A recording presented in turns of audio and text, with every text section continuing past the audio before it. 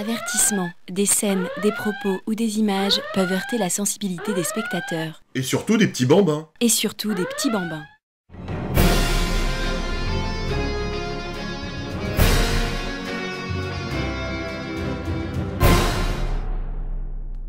Salut mes petits farfadets joviaux et nostalgiques. Aujourd'hui, petite vidéo sans prétention, plus calme que d'ordinaire, remplie d'amour, de lourdeur et de désir, puisque j'ai soudainement eu envie de parler de mes années speedées sous l'ère Romita. Eh ben on va pas se faire chier. Alors oui, je serai accompagné de Scarlett, qui va servir à rien dans la démonstration, mais les abonnés de la chaîne commencent à être habitués. T'as vu, il y a un poster d'Iron Man derrière moi. Bah voilà, tenez, qu'est-ce que je vous disais ?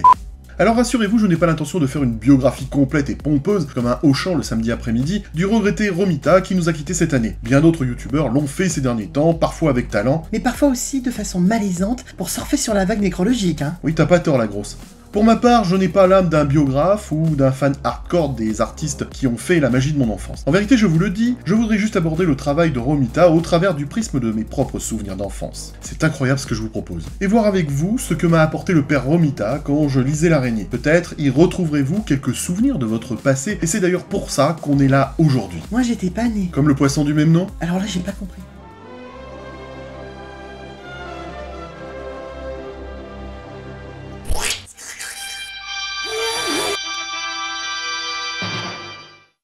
J'ai longtemps réfléchi durant toutes ces années sur une question qui me taraudait le pistou, et la question est la suivante. Y a-t-il une vie après la mort? Alors non, pas ce genre de réflexion, mais plutôt celle-ci. Si tu devais faire découvrir Spider-Man à un gosse ou à un débutant, tu lui ferais commencer par quoi? Je le ferais commencer par Fur. Arrête ça, Scarlett. Alors je vous rassure, je n'ai pas l'intention de faire comme ce genre de vidéo inutile, où les gens s'improvisent spécialistes Dr. S Comics, et trouvent bon de te dire par quoi débuter quand tu commences une série de comics. N'ayant pas cette prétention-là, ne désirant pas imposer mes idées, dont tout le monde se tape... Pas moi, bébou. Merci Scarlett, toi t'es une gentille fille, toi tu sais. Mais en fait la vérité c'est que tout le monde s'en tape vraiment les gonades, et puisque je ne suis ni un spécialiste ni un donneur de conseils à 10 balles... Comme Smith, Adibal Smith, le mec qui fait des plans à 10 balles. Arrête Scarlett. C'est vrai que cette blague elle était pas ouf, hein. Eh bien je me garderai de conseiller les gens, mais il est évident que si je devais faire découvrir le brave tisseur à mes gamins, je commencerais par la période de Romita probablement, hein. Ouais, je pense. C'est la voie la plus accessible, il me semble, pour un débutant, avec un speedé plus esthétique que les dessins de Ditko, dont la beauté brute me donne à chaque fois envie de vomir. Je trouve que tu envoies une violence gratuite. Et dont l'univers n'est pas encore surchargé de références du passé, que tu ne peux pas comprendre parce que t'as pas tout lu de l'araignée, puisque l'époque Romita est véritablement la formation du monde de notre bon vieux PT. Après ça n'engage que moi, et d'ailleurs toi qui regardes cette vidéo avec des yeux remplis d'espoir et de banalité, dis-moi dans les commentaires par quoi tu ferais commencer un débutant, ça peut être intéressant et utile en piste de réflexion. Non. Si en tant que jeune lecteur boutonneux de Strange dans les années 1980, j'ai découvert l'araignée avec Ross Andru, je me rends compte aujourd'hui avec le recul que John Romita fut l'autre créateur de rêve et de plaise avec lequel j'ai appris à apprécier le tisseur, surtout à travers toute une série d'albums luguiens tels que La proie du chasseur en 1984, La fin de l'araignée en 1985, avec sa célèbre pleine page où Peter, qu'on connaît par cœur, abandonne sa tenue au fond d'une ruelle étroite et malodorante dans l'Amazing Spider-Man 50 de juillet 1967. Regarde-moi ce plan, t'as presque l'impression d'être dans la rue Sainte-Catherine à Bordeaux. Moins les clodos qui se roulent leur bédo dans le caniveau. Sans oublier La proie du vautour en 1986 ou même La folie de Mysterio en 1987, dont le gigantisme du vilain en grand format avait été aussi percutant qu'efficace visuellement pour le jeune lecteur que j'étais. T'étais impressionné quoi. Bien sûr, j'étais trop jeune et trop minot pour avoir connu les épisodes de Romita dans la revue Strange, mais fort heureusement, à l'époque où j'étais un lecteur assidu des éditions Lug, j'avais eu la chance de lire les albums de l'araignée ou quelques Strange spécial origines, qui republiaient au cœur de ces années 1980 les épisodes de Spider-Man dessinés par Monsieur Romita. Je repense en particulier au Strange Special Origins 163 bis de juillet 1983, qui nous proposait de façon subrogative un fantastique affrontement entre le Caïd et Spidey, dans un récit tiré de l'Amazing Spider-Man 69 de février... Oula, j'ai pas failli le dire. De février 1969. La puissance des coups et de l'échange en font un combat mémorable. Alors on a coutume de dire que John Romita est le troisième papa de Spider-Man après Stan Lee et Steve Ditko. Et s'il n'en est pas le géniteur, il est celui qui va le faire passer de l'âge d'adolescent has-been et craignos à l'âge adulte, celui qui a plu au lecteur de l'époque. Et j'en fais forcément partie. Fort de ce constat, mon ami, le French Geek, m'a fait un superbe cadeau en m'offrant l'artiste édition consacrée au Spider-Man de John... Romita, publié chez IDW, et d'ailleurs je vous le montre avec mes Gorilla Fingers, ça ne mange pas de pain. Si vous pouvez mettre la main dessus, je ne saurais trop vous conseiller ce magnifique ouvrage d'un fort beau gabarit à la tranche tubée en inox où l'on retrouve toutes les planches originales du maître. Plus beau que le sexe, et c'est esthétique, comme une jeune femme nue et muette, et j'avoue que ce format est une mise en valeur parfaite du travail de Romita. John!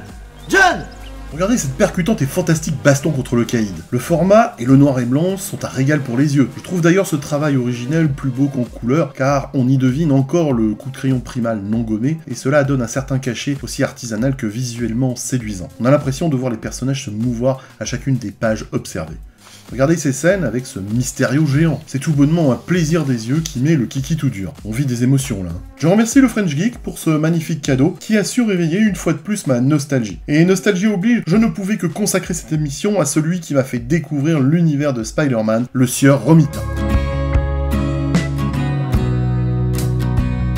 On peut totalement dire que John Romita a renouvelé de ses coups de crayon l'araignée. Fini les drames d'adolescents, du chétif et gringalé Peter, et du garçon timide voulu par Ditko et Stan Lee. Romita a changé drastiquement l'image du pauvre Peter, avec un visage plus mature et une coupe de cheveux plus stylée, et il en a fait un personnage plus charmant que l'adolescent de Ditko. Il plaît aux filles, il n'est plus le rebut du lycée. Peut passer chez Top Chef. Et oui ma gueule, c'est Romita qui a métamorphosé notre PT. Et ce jeune homme n'a plus seulement, pour le mettre en valeur, qu'un cerveau. Il a une bite aussi. Oh Scarlett Désolé. Lorsque Ditko quitte avec la gueule enfarinée la série d'Amazing Spider-Man dans le numéro 39 en juillet 1966, Stan Lee choisit sans hésiter John Romita pour le remplacer au dessin de l'Amazing Spider-Man 39. C'est le Jura ça, 39. Romita a passé près de 10 ans à dessiner des comics romantiques chez DC Comics, et ça se ressent dans certains passages dramatiques ou romantiques des épisodes du Monde en l'air. Par exemple à la fin de l'épisode 122, vu dans le Strange 104 par les plus anciens, quand l'araignée a tué le bouffon et qu'il a perdu Gwen. La scène finale entre Mary Jane et PT est splendide. Bouleversé, PT crache son venin sur MJ avant de lui dire de partir. Mais MJ comprend que PT est dans la souffrance et ne veut pas le laisser seul, et malgré la vacherie qu'il vient de lui balancer, elle décide de ne pas partir et de rester à ses côtés. Les 3 dernières cases sont sublimes. Il n'y a plus un mot, plus une trace de texte, juste les dessins de Jill Kane et Romita, mais dans ces 3 cases finales, je ne peux m'empêcher de croire qu'il y a surtout du Romita. Parce que vous avez vu, il y a le côté un peu romantique, donc si le mec il a travaillé dans des BD romantiques, enfin, t'as compris ce que je veux dire ma gueule.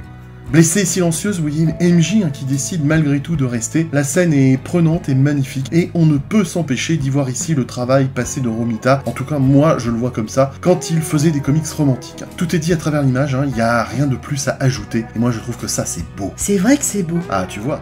C'est nul! Romita a une approche de la composition beaucoup plus classique que celle de Ditko. Attention, je ne juge pas, Tu as tes goûts, j'ai les miens, ça s'arrête là. D'ailleurs, je vois même pas pourquoi on en discute, après tout, on est en démocratie, merde. Très inspiré par l'œuvre moderne et impressionniste de Milton Caniff, John Romita va bouleverser l'image de Spider-Man. D'ailleurs, Romita aime dessiner des garçons élégants et des filles splendides. Le travail de Romita va plaire immédiatement aux lecteurs et les ventes montent en flèche. John Romita illustrera dès lors, sans interruption ou presque, l'araignée jusqu'au numéro 119 en 1973 et donnera au tisseur l'image moderne et élégante de ce héros. Et pourtant c'était pas gagné au départ, car Romita n'était pas vraiment très chaud pour venir travailler avec Stan Lee. Le dessinateur a confié « Les gens rigolent quand je leur dis ça, mais je ne voulais pas travailler sur Spider-Man. Je voulais rester sur Daredevil. La seule raison pour laquelle j'ai accepté de le faire, c'est parce que Stan Lee me l'a demandé et que je me suis dit que je devais l'aider en bon soldat. »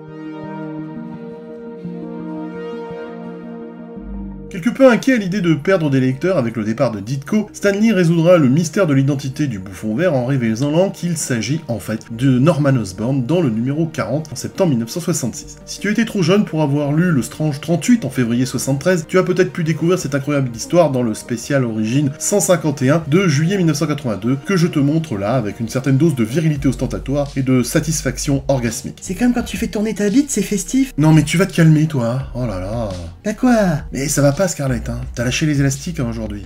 Mais les craintes du scénariste seront vite pulvérisées devant l'accueil que le public a fait au nouveau dessinateur. En parlant de vilains, revenons sur quelques antagonistes remarquables de l'ère Romita. En octobre 1966, le premier vilain original créé par la nouvelle équipe de Stan et John est le Rhino qui, comme le fléau, a une force implacable dans l'Amazing Spider-Man 41, épisode vu dans le Strange 39, mais surtout dans le 19e album de l'araignée appelé La Fureur du Rhino, en 1983. Pourquoi il est encore sous blister? Cherche pas à comprendre, Louloute. Contente-toi de prendre l'information comme ça, sans poser de questions. Parmi les créations vraiment originales de vilains, par cette nouvelle équipe d'auteurs, il y a aussi le Choker, en mars 1967 dans l'Amazing Spider-Man numéro 46, que les Français ont pu découvrir dans le Strange 43 en juillet 1973. Alors par contre, si tu n'étais pas un boomer, si tu étais plus jeune et que tu voulais découvrir ce récit tremblant, eh ben... Nique ta mère. C'est aussi Romita qui va rajeunir le vautour dans l'Amazing Spider-Man numéro 48 en mai 1967, vu dans le Strange 45, ou le 21e album de l'araignée appelé La proie du chasseur, en 1984. Cette cure de jouvence était venue de Stan Lee, qui trouvait qu'à chaque combat contre le vautour, Spider-Man donnait l'impression de tabasser un retraité, de bolesser un vieux décrépit avec une tête de nouveau-né. C'est vrai que les nouveau-nés sont dégueulasses, hein. Il discute alors du problème avec John Romita et il décide de le rajeunir. Persuadé qu'il va mourir, Adrian Toomes, le vautour originel, dévoile à Blackie Drago l'endroit où trouver ses ailes pour qu'il puisse prendre sa succession. Toutefois, cette idée sera mal reçue par les lecteurs. Qui forceront Stan Lee à ramener le vrai vautour dans le numéro 63 en août 1968. Épisode que les boomers ont pu lire dans le Strange numéro 60 et dans le 28e album de l'araignée pour les générations X, album appelé La proie du vautour. Mais la plus grande réussite est sans conteste Wilson Fisk. Un Wilson Fisk que nous appelons en France à l'époque le Caïd, et qui apparaît en juillet 1967 dans l'Amazing Spider-Man 50, vu en France dans le Strange 47, ou dans le 23e album de l'araignée appelé La fin de l'araignée en 1985. Stan Lee voulait créer une nouvelle sorte de parrain de la paix, et quelqu'un qui considérait le crime comme un business, en étant à la tête d'une grande entreprise. Anecdote intéressante au passage, c'est que Stan Lee a eu l'idée de ce type de parrain 2 ans avant le roman de Mario Puzo, Le Parrain. Tu sais que le contexte n'est pas toujours utile, man. Ah mais si, ferme ta gueule. Je t'assure que c'est pas intéressant ce que tu racontes, gros. C'est pas gentil, Scarlett, hein. Désolé, c'est mon côté moche qui ressort. Et c'est Romita qui donne naissance à l'inoubliable Wilson Fisk, facile à dire quand même, hein, qui aura pour ambition de régner en maître sur la ville de New York. Avec sa masse de muscles et de graisse, sa calvitie et sa veste blanche qui fait référence à l'esthétique mafieuse de l'époque, le Caïd entre dans l'histoire des super adversaires de l'araignée. Mais Stan Lee et Romita vont rendre ce personnage complexe en lui donnant une femme pour laquelle il est prêt à tout. Un peu comme moi, il faut bien le dire. Oh bébou, t'es trop choupinou quand tu dis ça. Dans l'Amazing Spider-Man 70 en mars 1969, que moi j'ai pu lire dans le 30e album de l'araignée appelé Wanted Spider-Man en 1987, on découvre que même le pire des hommes possède un minimum de bonté. Un peu comme toi, gros. Oui merci Scarlett, c'est gentil ça me fait plaisir à ce que tu dis. Et je pense vraiment. En récompense, tu as le droit de poser tes doigts sur la machine parfaite. C'est vrai? Si je te le dis.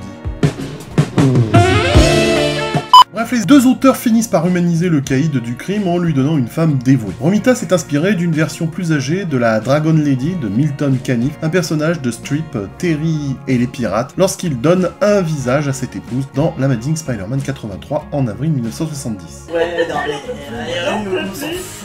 En juin 1969, dans l'Amazing 73, vu en France dans le Strange 70 d'octobre 1975, ou dans le 31e album de l'araignée en 1987, un autre parrain apparaît en même temps que la publication du roman de Mario Puzo, et il s'agit cette fois-ci de Silvermane, le boss de la Maga, avec sa crinière d'argent. Romita fait de ce méchant l'image parfaite du criminel sophistiqué. Mais l'association Romita-Stan Lee est aussi célèbre pour la profondeur qu'ils ont su donner aux drames et intrigues romantiques qui se déroulent en parallèle des exploits du super-héros. Dans l'Amazing Spider-Man 42, en novembre 1966, Peter Parker rencontre Mary Jane. Au début, elle est présentée comme une superbe fille, ne pensant qu'à s'amuser, mais rapidement on apprendra que sous cette façade se cache une femme bien plus complexe. Dès le numéro 42, Romita fait de MJ une femme belle, rousse et avec un aplomb incroyable, avec les ovaires au bord de l'explosion. La preuve dès sa première tirade, où elle dit à Peter « Eh oui chérie, tu as tiré le gros lot ». Quand elle dit tirer le gros lot, ça veut dire ce que je pense? Et tu penses à quoi? La même chose que toi, gros dégoûtant. T'es en forme toi aujourd'hui, hein? Bref, on ne va pas se mentir, Romita s'est dessiné les femmes attirantes. Si l'on prend Gwen Stacy, quelque peu froide et distante sous le style de Ditko, là c'est tout le contraire. La blondasse devient la petite amie idéale pour Peter. Leur premier baiser a d'ailleurs lieu dans l'Amazing Spider-Man 59 en avril 1968, avec une Gwen qui fait le premier pas. Le tout sous le regard complice et amical du père de Gwen, le Captain Stacy, policier à la retraite qui va devenir une figure paternelle pour Peter. Et avec Romita, le triangle amoureux MJ, Gwen et Peter fonctionne vachement bien. Vachement bien? Oui, vachement bien. Par exemple, on peut citer l'épisode de Gwen et MJ, où elles sont en compétition pour gagner le cœur de Peter dans l'Amazing Spider-Man 54 de novembre 1967. Ouais, enfin, elles veulent juste se faire dévierger la rondelle. Ça devient gênant, Scarlett, hein. Bah quoi, c'est vrai? Ce trio passionné attirera de plus en plus les fans, au point de faire l'Amazing Spider-Man la série la plus vendue de Marvel. Eh bah dis donc, tu en sais des trucs, gros. Et arrête de rabattre tes cheveux comme ça en arrière, là, ça me fait des trucs bizarres dans le falzar. T'étais pas censé garder cette idée pour toi? Désolé, j'ai fait autrefois des vlogs et depuis, je pense à voix haute. C'est également le développement de Joe Robbie Robertson, journaliste et rédacteur en chef du Daily Bugle. Il apparaît dans l'Amazing Spider-Man 51. Le gazier est inspiré directement de Sidney Poitier, connu à l'époque pour son rôle dans Devine qui vient dîner. Il est le véritable symbole du combat pour les droits civiques de l'ère post-Kennedy. Honnête, intègre, il est tout l'opposé moral de ce connard de John Jameson. Et sa gentillesse fera de lui la deuxième figure paternelle de Peter. Un Robbie Robertson qui n'est pas dupe et qui saura bien vite que Peter et Spider-Man ne font qu'un. Je reviens sur l'autre figure paternelle de Peter à travers le personnage du Captain Stacy. Lors de sa mort dans l'Amazing Spider-Man 90 en novembre 1970, le capitaine démontre par ses dernières paroles qu'il connaît l'identité de l'araignée. Il lui demande de veiller sur sa fille. Sois bon pour elle, je te le demande. Elle t'aime tant si tu savais. Cette scène brise le cœur des lecteurs et surtout dresse un mur entre Peter et Gwen qui commencent à accuser Spider-Man d'avoir tué son père. Stanley et Romita en profiteront pour ajouter le retour de Betty Brunt, la secrétaire du Bugle et premier amour de Peter qui viendra semer le trouble un peu plus dans la vie de notre héros. On ne peut pas le nier, Romita et Stanley ont su à chaque épisode créer un véritable ascenseur émotionnel auprès des lecteurs. Alors que retenir de tout cela? Rien? Alors si, on s'en rend compte avec tous ces exemples, Spider-Man a beaucoup changé sous l'ère Romita, puisque ce pauvre Peter a abandonné l'idée d'être un super-héros, s'est brouillé, réconcilié avec Gwen, et a même failli se faire démasquer. Et au final, Stanley et John Romita ont transformé le garçon renfermé et ne portant aucun intérêt à la société en un jeune homme qui prendra parti face aux problèmes sociétaux de son époque, comme par exemple dans l'Amazing Spider-Man 68 en janvier 1969, quand il explique sa façon de penser lors des manifestations étudiantes qui se tiennent après 1968 dans le campus en crise. Peter est devenu un activiste sociopolitique. Alors bien sûr, en tant que gosse, je n'avais bien évidemment pas vu tout cela, mais j'avais remarqué qu'un changement s'était opéré depuis les années Ditko. Les traits de l'araignée étaient plus affirmés, plus dynamiques, et les scènes de combat avaient du punch, comme le soccer du même nom. J'ai pas la ref. Noob.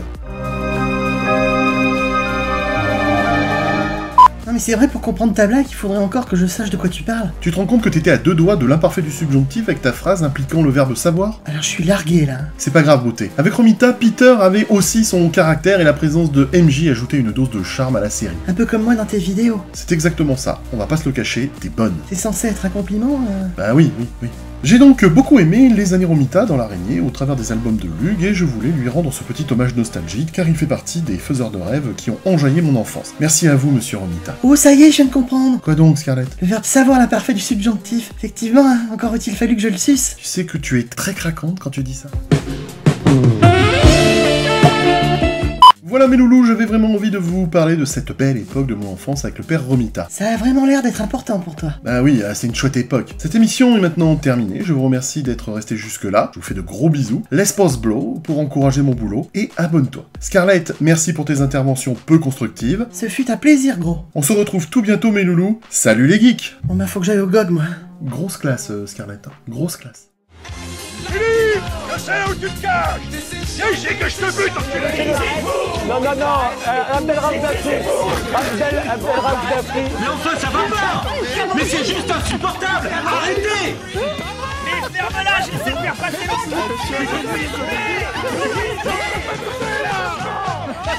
le